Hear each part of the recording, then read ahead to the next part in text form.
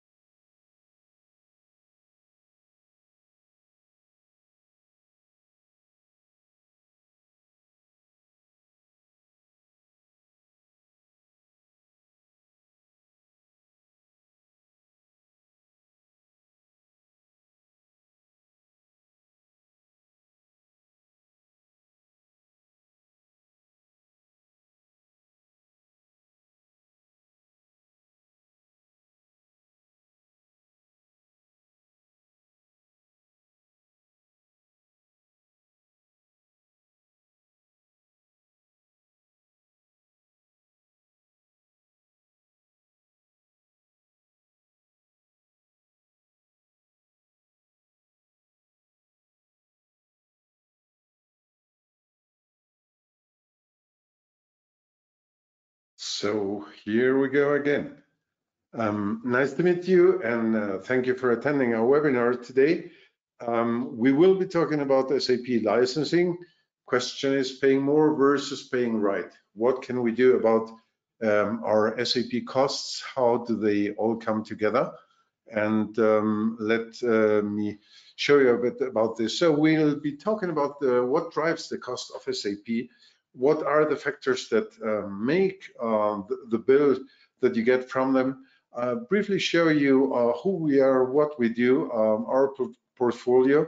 Then we'll go into how a tool like SAMQ, the tool that we offer in our company, can help you optimizing your licensing and your costs and showing you what a quick assessment is, just the process to find out if you have adequate costs or are overpaying in certain areas. And then we'll show you the process, we'll show you what you can do there, and give you some reflections on actual projects, on actual things that you can do. So let's start with what is really the problem here. The problem with licensing and what is the situation. You can see here a graph that we have put together of the projects that we did over the last year. And this graph shows the situation of under licensing or over licensing. So basically having a deficit or a surplus of licenses. And this shows that after examining the clients that we work with, we found out that 60% of the clients were over licensed. And their over licensing, it starts somewhere between the 15% and goes up to some 70% in general. So, and the rest of clients, 30% of them are at audit risk, very much motivated by some engines where they hadn't bought enough units of digital access, so non-SAP applications connected to SAP. This is something you must license, and many clients are not aware of this. And then also you can see the 10% of clients that were imbalanced and had an adequate situation of licensing. But basically this shows that most of clients, 90% of them, are not in control of their licenses, the licenses they bought from SAP, and need to really get into that and find out what they can do to improve the situation. Now, cost drivers. What are cost drivers when you have a contract with SAP? First of all, the price components. The prices at SAP that you find in your contract, they come out of user licenses, digital access, engines, and database. So users is clear. You have around 25 different user types in your SAP contract. So most clients have some between 3 and 5 different user license types. The costs for those user licenses, they take around 30 to 50% of your whole contract costs. Digital access goes somewhere between 5 and 15%. We have some well, special situations where suddenly the digital access costs could double your contract costs. But in such situations, clients come to arrangements, special arrangements with SAP to solve that situation. So nothing you can't solve. Engines, so the server modules, they take around 20 to 50% of the contract costs. And what more, the database?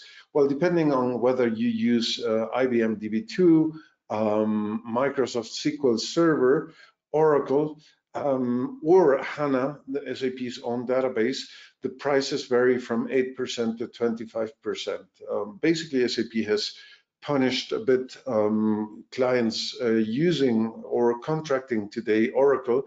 This is the 25%. HANA takes 15% of the whole contract price with the runtime license. And I think right now in the price list, it is IBM DB2, which has the lowest cost with the 8%. Not actually, but in the past, they had that price level. So on top of those product components that you have in your contract, you have some factors of influence. So it is the deployment. That means basically, am I having my SAP installation on a hyperscaler like Amazon, Google, AWS? Well, that's Amazon, of course, and Microsoft Azure.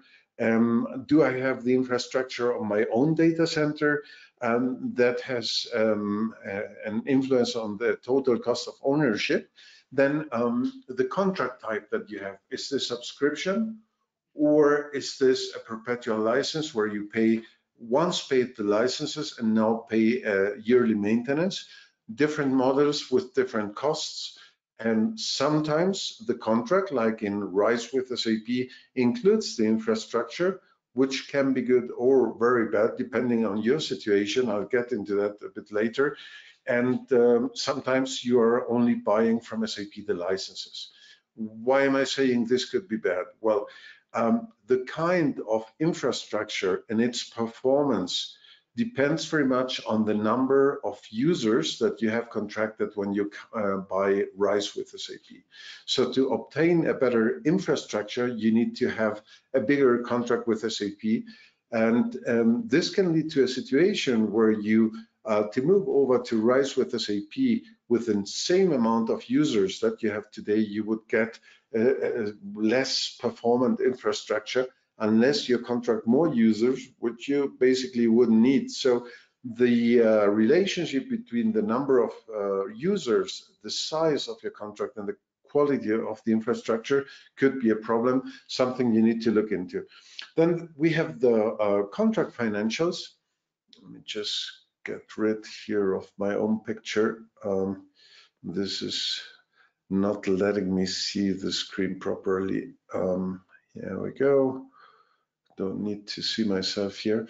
Okay, I was saying contract financials, so basically the discount levels. Discount levels, I don't know if you're aware of them. They are based a bit on the size of your contract, but they are of course also situational. So basically you close a contract towards the end of the year, your sales manager, your account manager hasn't reached his target, so he will be more willing to give you a higher discount level. That happens, and that has a very big impact in occasions. So we are also seeing smaller contracts with a higher discount level. So there is no clear correlation between the size of the contract and the discount level that you have. Then we have the question on whether a client has a sub-centric architecture or best of breed architecture where SAP is only a part of his software, but he's also using a lot of non-SAP products. Why is this an issue? Because that means that digital access gets to be an important factor here. As soon as you connect non-SAP applications to SAP, this gets to be something. So on top of that, you have the discount levels, so the price variables, the discount levels, the contract metrics, like the choice of products that you have. I'm talking here about whether your contract is based on the products, the sum of products and quantities that you have, on whether it is a UDD, so an unlimited contract, or a single metric contract, like based on revenues, based on the number of employees that your company has, or a mixed approach. And then you have the product metrics. Now, there are clients that where 90% of the engines are based on revenues because of the selection of engines that they have. Others have very technical metrics like cores, CPUs. So depending on the choice of products that you have, you may have more dependency on business factors like spend, revenue, etc., or more dependency on your infrastructure, and you need to look more into how to optimize your infrastructure to optimize the situation. I'm just right now discussing with a client this situation. They did a lift and shift from their own data center to a hyperscaler. The hyperscaler just reproduced the same servers that he had with IBM, now with Linux. I'm getting to a situation where he has many more CPUs, and the software prices going up for that without any added value. So this is something that you need to look into, the impact that this could have on your situation. So this is the cost drivers. This is what you have today. And the question is, how can we gain control on that?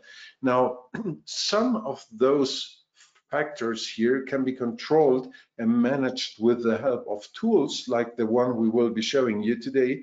And others are more depending on the selection of products, contract types, and the negotiation you lead with SAP, like the two columns on the right side. Okay, what is attainable? Why and does it make to use tools, and what can you attain with tools? First of all, you should know then, although from the past, we may be accustomed to a situation where implementing a software asset management strategy and a tool that covers everything was something very complicated.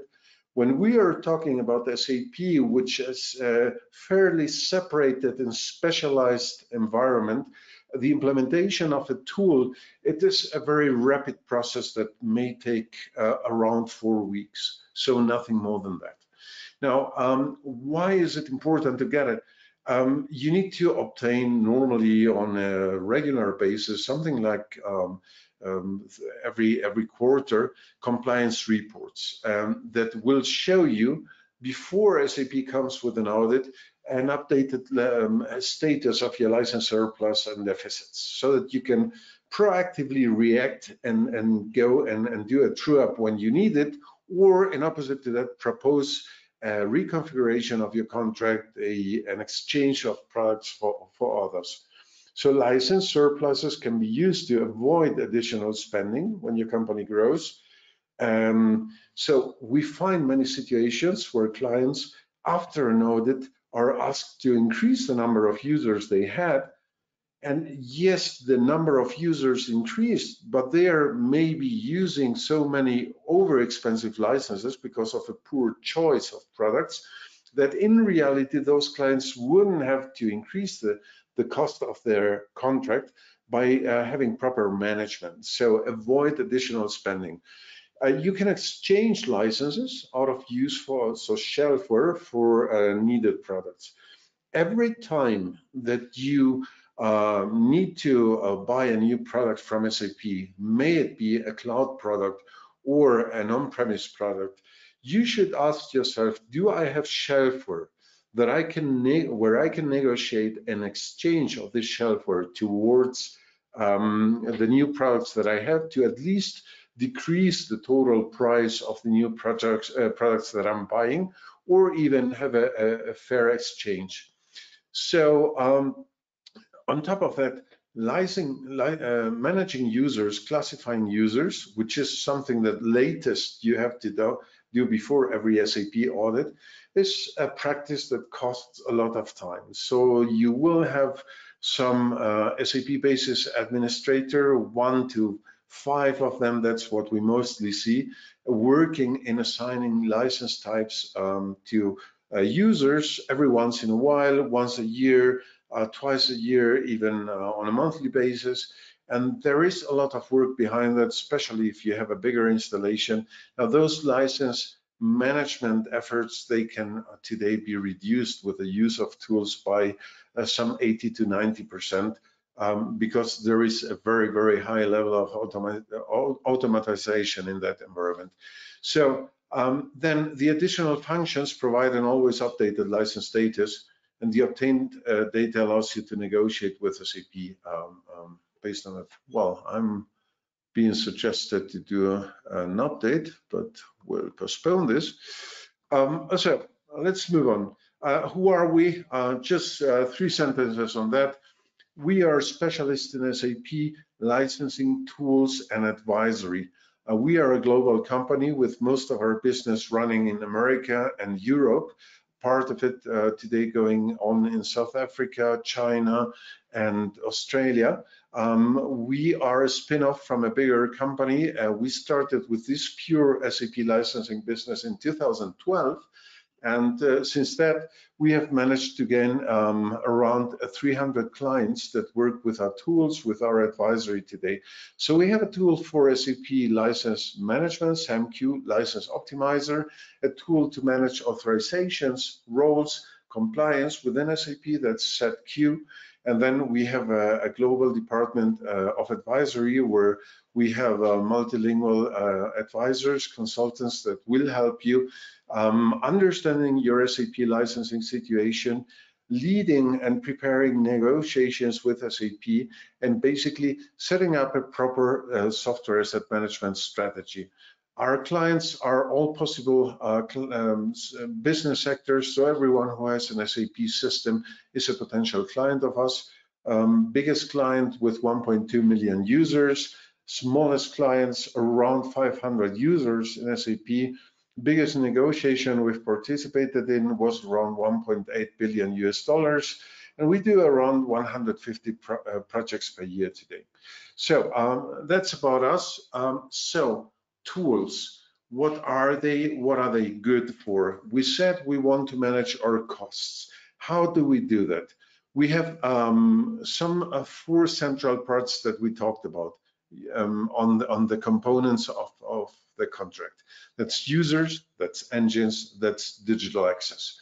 So to manage properly those 3 plus the database, you need a tool that installs into SAP. This is how it's done. And this tool provides mainly a transactional database. This database is able to assign the transactions, so the activity of every user, to a particular license type. What do we really do? We look into application components that a user is making use of, the transactions within those application components, the kind of activity, so is this only display activity, change, or create activity, and then the specific use rights that are included in your contract.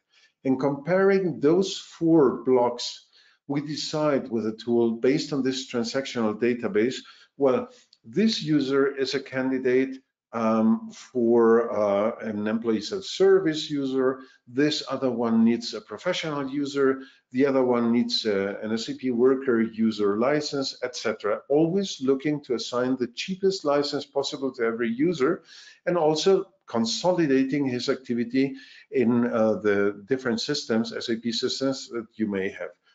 Just for your information, we have some clients who have more than 500 single SAP servers, and then you have to consolidate the activity in all those servers to properly assign licenses. Well, on top of that, you need to be able to execute S-Law and USMM from within the tool. A very important thing that we have here. Let's say you purchased 4 or 5 different license types from SAP.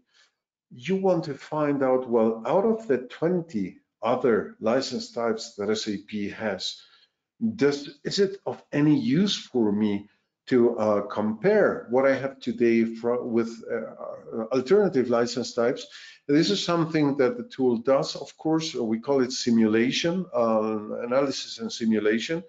And apart from correctly classifying and optimizing your user licenses, in preparation of an audit, we can also prepare your negotiations in simulating alternative license types and making propositions for you to exchange licenses that you have today for alternative licenses that are in SAP's price list, and as said, around 25 today.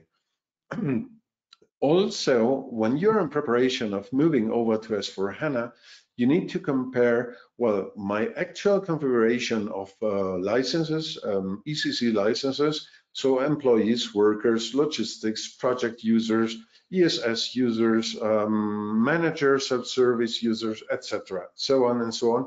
Is this alternative cheaper than the new 4 S/4HANA license types? What of both alternatives is better for my particular company? This is something that you can do with tools too. So the tools analyze what is the optimal license type for everyone, and they write back into the single SAP systems the specific license type that a user needs. So this is important. This helps you in doing internal cost allocations. We provide some management dashboards for your management to understand, am I over licensed, under licensed, and do I need to make financial provisions to purchase additional engines, more users, whatever. And we can also automatically deactivate users in SAP. We can also say, well, these persons, they haven't been logging into a system for more than 6 months now. They shall be automatically deactivated when they don't log into SAP. You don't delete them, you just deactivate them, and they don't count for your next audit anymore. And here on the right side, you can see a screen that basically is an example just to understand that the tool is developed within SAP. It is an SAP add-on. It uses SAP's user interface, and you can basically do everything that you need to do with the tool from within SAP. So SAMQ. It is developed in ABAP, it is installed on a single point. From there, you manage all of your license keys in all systems. You consolidate into this system, which mostly is SAP Solution Manager, but you could use any ABAP system, all of your license configuration and the user classification, the user deactivations, all of those things can be done from a single point of activity. There are around 130,000 pre-classified SAP transactions, but we also look into your Z transactions. We are able to look at them, understand how often they are used, and see that we classify the 80% most used Z transactions to make sure that your user classification is as fair also towards SAP as possible. But also gives you all the possibilities to keep your costs as far down as possible. What more? I think I haven't. Well, individual use rights and customization. Let's say your contract has special terms and conditions. Very frequent in the past, it was that clients had a right to assign 15% of their users to the limited professional user licenses. This 15% is something you find in some contracts, in others you don't. And this is an example of something that we could configure. But there are also other things like, say, we have a surplus of licenses.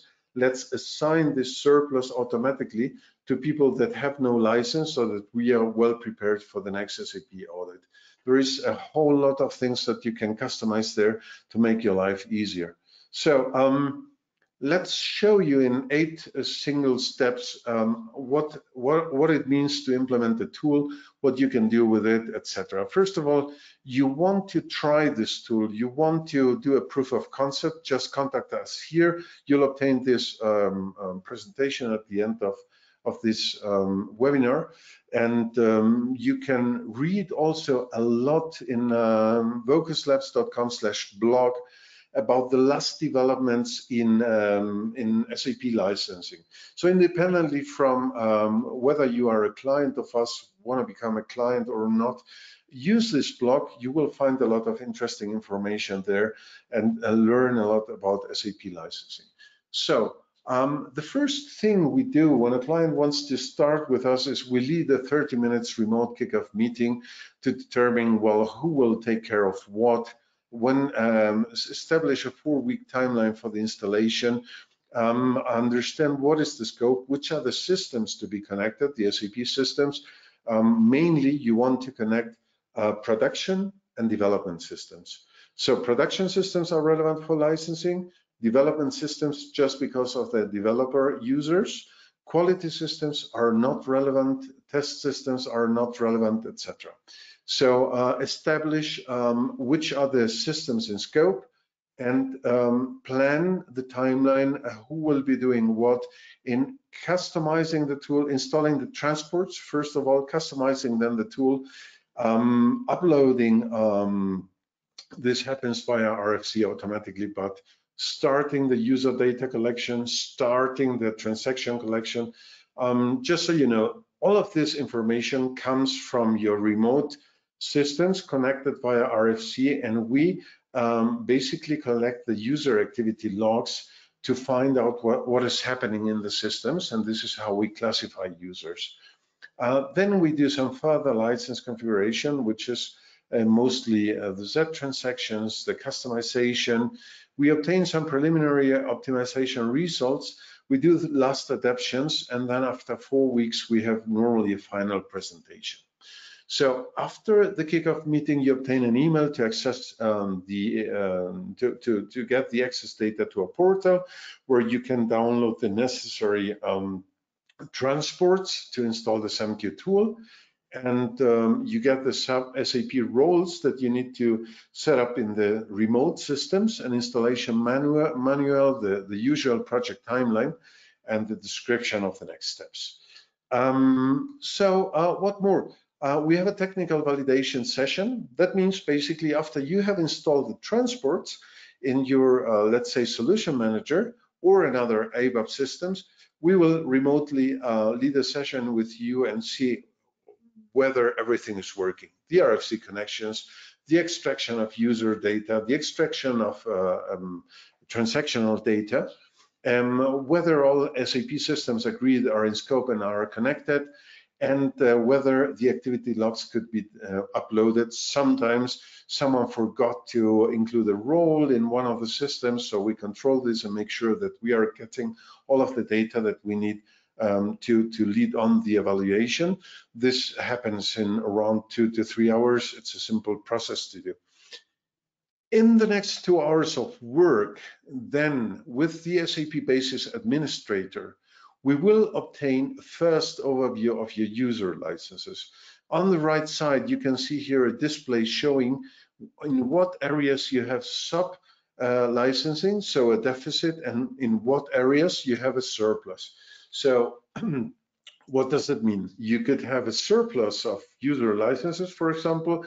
You purchase 1,000 user licenses, you're only using 800, but it may also be that in parallel, you have a lack of licenses for some particular engines. So both situations happen in parallel. This is why we have two displays here. And then you get an overview about users, engines, digital access, and try to understand what the overall situation is. We need to review the use rights in your contract. So SAP's use rights vary over time. Clients who closed a contract in 2011 don't have the same use rights as today. And then some contracts have specific use rights, so custom use rights. So it is important for us to respect those use rights and see that they are configured in our tool in order to make sure that we are giving you a proper assessment of your compliance situation. And the target is to compare your actual license configuration with an optimal license configuration that reflects the actual usage of the system by your users. So in the next customizing session, as said, remote, we can evaluate alternative license types. So let's say you only have professionals, limited professionals, developers, and maybe employee users. We will now add to the equation the ESS user, the worker user, the project user, the logistics user, and see if we could lower your costs. So for example, if some of your professional users are candidates to only be using a worker license, which is by far less expensive than this one. So this is the simulation of alternative license types. The question is, could I still be compliant while having lower maintenance costs for my user licenses? A very, very essential part of the whole overall analysis. So target, in the final presentation, we will show you what is your license optimization potential. So where do you have licensing risk or deficits? Where do you have surpluses? What type of user licenses could you alternatively be using? So on this screen on the bottom here, this is one of the analysis or the reports that we deliver. You can see how many purchased licenses you have. What is the actual measurement in SAP, which means basically if they come with an audit, what will come out of this? You can see how many users have been assigned the correct license type, how many of them have been assigned the too high license type, so you're overspending for those users, and which users have been assigned a too low license types. So there you will definitely have to increase your costs. And in the end, you see the optimized configuration, which is the way you should be configuring your licenses, and also the deficit or surplus that you have there. So this is the first tool, the first step that you take to understand your cost situation, users. Now, if we are doing a proof of concept, this is as far as we go. We just, with a proof of concept, want to have the basis for a decision on, is it worth investing more time in here? So we use around 15 hours of your time to implement the tool, to do this analysis of user licenses, and to understand Is there potential for me to improve my situation? Am I managing licenses properly, or should I really use a tool to improve the situation? And how big is the financial potential? Now you're seeing here quantities, but of course we would also provide you a financial scenario showing that in the user license part of your contract, you may have a surplus of, let's say, I don't know, 100,000, $2 million, whatever it is, and this way provide with a business case for going on and procuring a software asset management tool, or in opposite saying, well, you don't have a big issue, it is not worth moving on with this. So optional evaluation results that we can very quickly obtain in such a process. This is what we call premium quick assessment instead of a proof of concept or a quick license assessment. We look into digital access, get a digital access document counting. There is a first impression on whether you could be in compliant with digital access. We also look into a consolidated engine measurement into the S/4HANA user license simulation to see on whether if you move towards S/4HANA, you will have higher or lower costs on the user side, since you have the option of sticking with the actual user types. And we can give you also a surprising insight into inactive users. Although most companies have more or less an automated process of deactivating users, we still steadily come up with a situation of finding lots of inactive users in most companies. So here you see the overall process. Basically, we do the measurement of user licenses, we provide you with an inactive user report, we simulate alternative license types, evaluate the potential for improvement, and sum all of this up in a final presentation, so that at the end of this 4-week project, you can know, do we have a user license deficit or a surplus? Could we save money with alternative license types? And is it worth, in general terms, to invest in a software asset management tool like SAMQ? To not invest too much of your time in the project and to limit the scope of it, we basically limit the scope of such a proof of concept to 3 SAP system IDs. So we don't look into all systems to prove if you have a business case and if you have a problem. This gives us enough insight and shows us if we have potential. We neither include here a user license classification. That means the preparation of your licenses for an audit. Of course, to do that, which is very simple when you have the tool, you have to buy the tool, but we don't do this during the proof of concept. Now, the quick license assessment adds to the proof of concept in providing you with a digital access quick check with the engine report and with an actual user classification, so that in the end you can see your real overall user license risk level, your digital access risk, and we will also show how to dive deeper into the digital access use cases by taking 3 out of all the use cases that you have, 3 use cases, and doing a proper evaluation of them and showing you how to decide on whether something is digital access or not, and how to whether to include this in your risk assessment or not. And in the end, as said, is it worth for your company to implement and buy an SAP tool? So coming back to our service offering, you can do with us this proof of concept. You can do the extended proof of concept or quick license assessment to also include digital access and engines. We have a managed service. So let's say your company doesn't want to take the burden of installing a tool, having to manage it, doing licensing, reporting, etc. You can externalize this, outsource this towards us with what we call the SAMQ Care Plus. This is a managed SAP licensing service.